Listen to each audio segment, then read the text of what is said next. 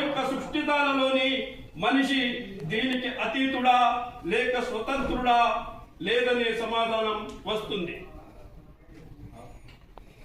ఎందుకంటే మానవుడు తనకు స్వతంత్రాధికారాలు లేని రంగంలో అల్లా నిర్దేశించిన ఈ మానవుడు బుద్ధికే తల వంచి వ్యవహరిస్తున్నాడు. ఉదాహరణకు మానవుడు కాళ్ళకు బదులు చేతులతో నడవలేడు, కళ్ళకు బదులు చెవులతో చూడలేడు, నోటికి బదులు ముక్కుతో మాట్లాడలేడు.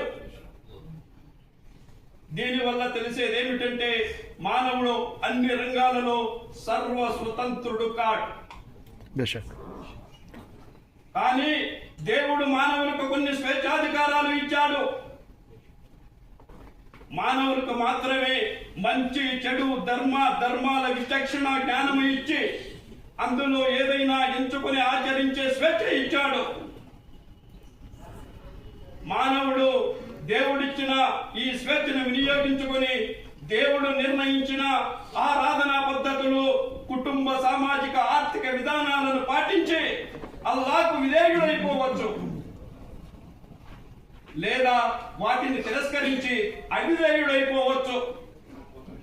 ఒకవేళ దైవ శాసనాన్ని ధిక్కరిస్తే అతను ఇహలోకములో అశాంతికి, పరలోకములో నరకయాతనకు గురవుతాడు.